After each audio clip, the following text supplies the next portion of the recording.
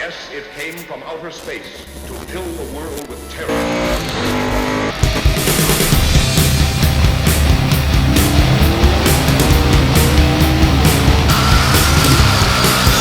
Explodes and splatter the screen. You will die.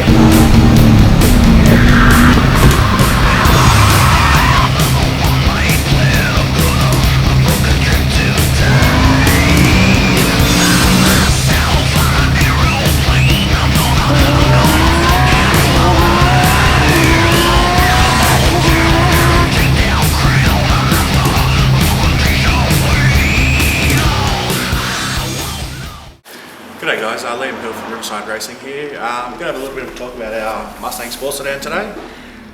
It's something we've had in the build for a little while now. It's a bit of a hobby project, however things have slightly changed in the recent times and we're going to tell you all about it. Awesome, so can you tell us a little bit about how did this come to be? Like, why did you guys decide to build a Mustang?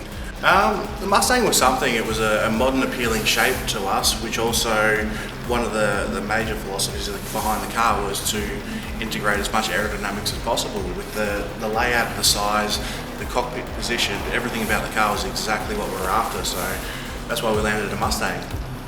And how did you get hold of Mustang panels? So, you know, when the car's still a relatively new car over here, I know when you started it, how'd that sort of come about?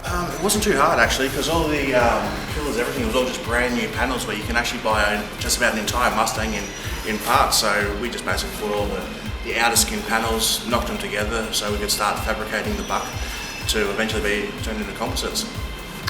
And with this car, are you sticking with a Ford power plant, or what are you going to do as far as that's concerned? We're no longer sticking with the Ford power plant. So the car now has an 18-degree Chev in it, which has come out of another existing Holden Monaro, which is the bloke who's purchased the car, Michael Robinson.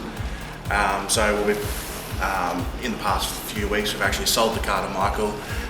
We're putting his engine into the car. We've swapped it over to a Chev, and a little bit sacrilegious, but it'll do the job.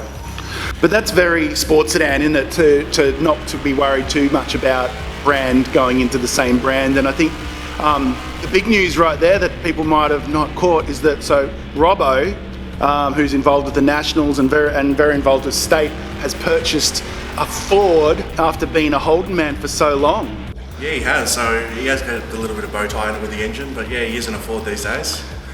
And can you tell us a little bit about how that came about? Had Robbo been looking at the car for a while, or was it a bit of a Christmas moment for him? It was something we were looking at, either upgrading his Monaro, sort of bringing it to the next level, because we sort of did a fair bit of work to it to bring it up to pace, but to try and get to that sort of front pack of cars, she needed a bit further work on it, and so we tossed up between the ideas of, what was financially viable to spend on the Monaro versus starting fresh with a car that was already on the right path from the get-go.